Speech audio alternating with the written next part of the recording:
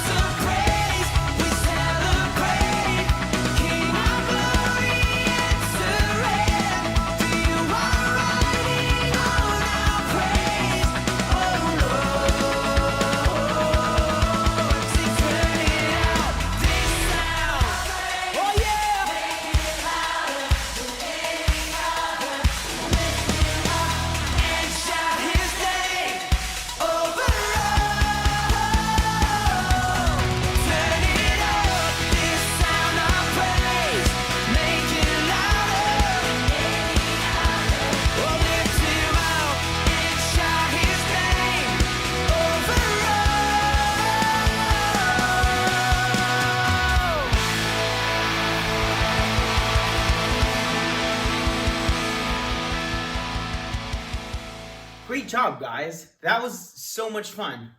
All right, so today we're going to start off with another little activity. I'm going to ask you some questions, and you guys are going to give me the best answer you could possibly give me for these questions, all right? Okay. So here we go. So today I'm going to give you a question. Let's go ahead and start. So let's say, for example, you have a friend, right? You guys are out at the park, and your friend is thirsty, right? What's the best option you would give them? Would you give them A, a bottle of water? B, would you give them some tomato juice? Or C, would you give them a soda? If I was answering the question, I think the best answer is water. They could drink tomato juice, but that sounds yucky. And soda they could drink, but water might be the most quenching for thirst. Well, if you guys guessed water, you guys are correct. So good job. Awesome. So here's another example. Let's say you are, again, at the park, because that's a fun place to be. Let's say it gets kind of windy and chilly outside. What would be the best option?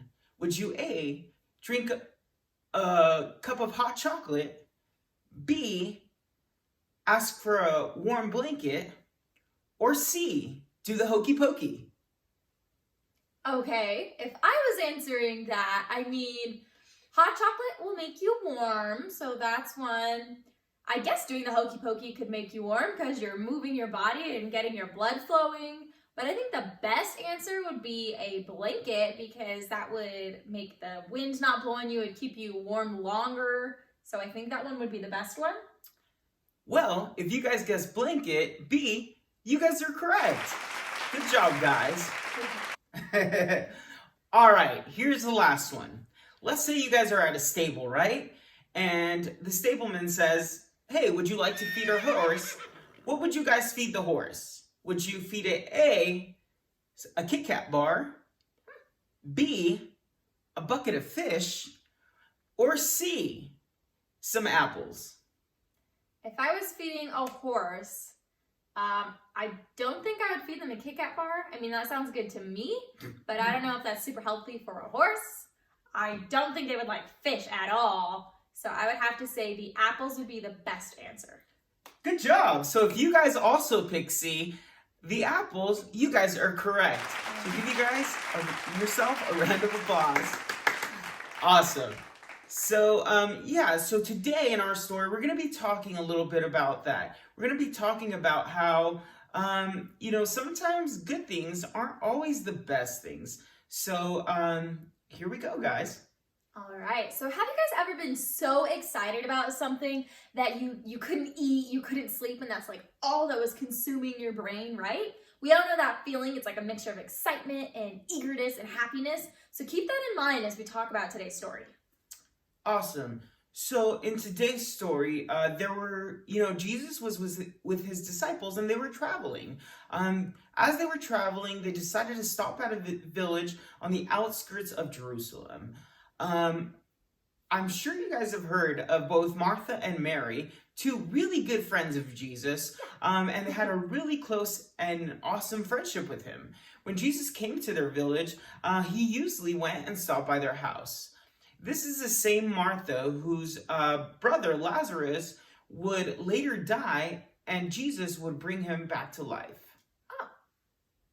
Oh, okay. So we know that, like he said, when Jesus would go through their town, since they were friends, he would usually stop at their house. So him and his disciples were passing through town and they stopped to visit Martha and Mary. And so Martha opened her door to those 13 disciples and Jesus, right? Well, 13 people, Jesus and the 12 disciples. And you can imagine they were traveling. So they were hot, they were hungry, tired, dirty, thirsty. I mean, they were probably pretty exhausted and yucky. But she, of course, invited them in. I mean, they're friends. And she invited them in her home, and she was trying to be hospitable to them and prep everything. And so what do you think when you have visitors, especially from out of town that have been traveling? She had to think, well, what has to be done? When friends come over to my house, Bree makes me clean my room. So you guys know how that goes, right? When people come over to your house. Your parents tell you, go clean your room. Right. And we have to pick up everything. We have to get ready. And so that's what Martha and Mary were thinking, right? So Martha was like, oh my goodness, my friends are here and there's a lot of them.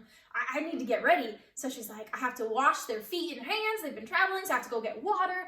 I have to go get some jars of supplies and food and dishes, and I have to prep the food. I have to cook the food. I have to serve the food. That's a lot of stuff that was going through her mind.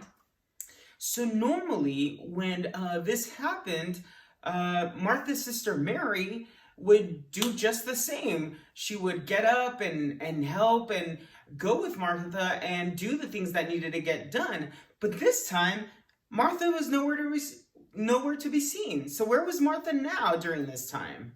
Was she sick? Was she hurt? Where could she have been? Well, in the Bible it says, in Luke 10:39, it says, she had a sister called Mary who sat at the Lord's feet listening to what he said. So Martha's trying to prep everything for these 13 hungry, tired, dirty friends. And she's like, oh my gosh, I have to get everything ready. And she's like, oh my, where's Mary? And then she finds Mary's sitting at Jesus's feet listening.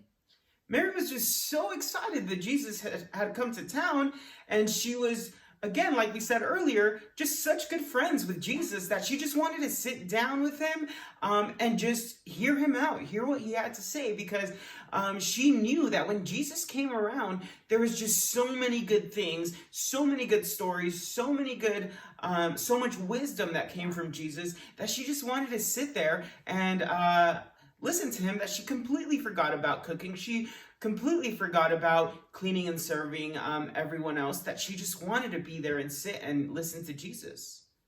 So you can imagine, I totally understand that, but you can also imagine, you think of the times that grown-ups have gotten a little upset. For example, maybe our parents or some other grown-ups. I mean, we're grown-ups now, and I get upset sometimes when you have a lot of things to do, but nobody seems to be helping you, and you're like, oh my goodness, I'm stressed out, I'm upset, I don't have any help, I have all these things to do, I don't know what to do, And so I can imagine that that's probably what was going through Martha's head, like, come on, Mary, let's go, what are you doing? We don't have time for this, we have so many things to do.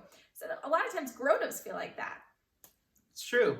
So in Luke 10, verse 40, it says, but Martha was distracted by all the preparations that had to be made. She came to him and asked, Lord, don't you care that my sister left me alone and she's making me do the work by myself? Don't you care? Please tell her to help me. Martha was doing her best to get everything done and everyone fed, but nobody was helping her. She would never ask the guests to help. She can't say, hey, Jesus, come on, you can help me clean, or hey, Peter, help me cook. I mean, that's not really what you do when you host someone. That's true. And in Luke 10, 41 through 42, it says, Martha, Martha, the Lord answered, you are worried and upset about many things, but few things are needed, or indeed only one. Mary has chosen what is better and will not be taken away, and that will not be taken away from her. What is better? So, I mean, what Martha was doing was important, but what Mary was doing was better. Nothing else mattered but Jesus, right? And Jesus was so gentle and dear to tell his friend Martha, you know, friend, I see that you're trying hard, but what's really important here? I mean, I know we're hungry and tired and hot and we've been traveling, and that's fine, and I know you want to feed us and make us comfortable and help us, but what's the most important thing? What is the best thing? The fact that Jesus was there was the most important thing. Spending time with Jesus in that moment was so important and so special. That's true. And Jesus just kindly reminded Martha and told her, Mary has chosen what is better in this time. Yes, I understand you were trying to make a delicious meal for us. Yes, I understand that you're trying to serve us some water, and you're thinking and worried about all these things. But Mary has chosen what's better at this time. And what was better at that time was to sit down and listen to Jesus. Mary knew that when she listened to Jesus, she would learn so much and nothing could be taken away from her. We know that Mary listened to Jesus' words, and she wanted to get to know Jesus better. And she knew that by talking to Jesus, he would change her life forever. Yeah, and so Mary knew that spending time with Jesus, like he said, that couldn't be taken away. And so that's why that verse and that part of the Bible is so special, because, okay, yeah, maybe they would eat and be comfortable and stuff, but do you think they would remember that in like a week, a month, a year? I don't think so. But Mary sitting next to Jesus, being able to listen to him, like in the flesh, actual Jesus who she could touch and listen to and talk to, that's something that's going to stay with her forever. So if I had the opportunity, like, I can imagine, like, yeah, of course my head would be like, make everything perfect, Jesus is coming. But once he's there, that shouldn't matter. Just spending time being with Jesus, encountering that moment with Jesus, that's what mattered to Mary, and that's what was important. And so we need to know, and we need to remind ourselves of what's really important in life. Spending time with him, listening to him. Mary didn't have a Bible, so to be in Jesus' presence, that's all she had. to really physically spend time with him. She didn't have a Bible to go off of, but she had the actual Jesus, and that's crazy. I wish I had the actual Jesus to touch and to talk to. I mean, that's crazy. But today, we do have the Word of God. We do have worship. We do have pastors and leaders and all these things to help us to where we can help follow Jesus and spend time with him. That's true. And just as a quick thing also, guys, you can always eat later. You can always go and drink some water later. You can always go and take a shower later, right? And we're talking in today's sense, right? These people were traveling and stuff like that. But let's say, for example, we're at church or we're even watching these videos, right, of our pastor speaking and stuff like that. That game on our tablet, it's always gonna be there. So we can take a few moments to just say, and you know what? I'm just gonna be honest. I'm a little guilty, right? Sometimes, we're watching the preaching and I'm like, oh, I got a text message. I wonder what it is. Or I got a notification on my phone, right? And something that I've even learned through this lesson is that text message, that notification is always gonna be there. Unless it's, super important and my phone's blowing it up, I think I'm going to be okay for the moment. So we want to encourage you guys with that too, all those things, the food, the drinking, the playing on our tablets, the playing with our friends, that's going to come back, we're eventually going to get to do that. But for the time being, let's focus on Jesus when we have the chance. Sometimes it's not easy for us to remember to spend time with Jesus, getting to know who he really is. We're often too busy, lost, and losing out on great things because we're so focused on good things. So going to school, playing sports and stuff, like I said, it's all fun, but it's gonna be there when you come back, right? Yeah. Take the moments that you have with Jesus, spend time with Jesus, because that's the better thing than just focusing on a good thing. All right, so now we're gonna say the verse so we can help remind us of these things. So first it'll be me and Mr. Josh saying it, and then all of us will say it. Okay, so let's go first. Awesome. On the count of 3. 1, 2, 3. Psalms 119:10. I seek you with all my heart. Do not let me stray from your commands. All right, so now we're all going to say it, including you, on the count of 3. 1, 2, 3. Psalms 119:10. I seek you with all my heart. Do not let me stray from your commands. Awesome. So here's some things to think about, guys, as we're going through this lesson, as you're going through your week. Here's just a couple of things to have in mind. Why is it important to spend time with Jesus, right? A lot of times because we're kids, our parents tell us to, so that's why we do it. But really think about, what does my relationship with Jesus look like? Why do I love him so much? Keep that in mind as you go throughout the week. Another thing to think about, what are some times that you can carve out in your day to spend time with Jesus? Good question. All right, and lastly, guys, what can you talk to Jesus about?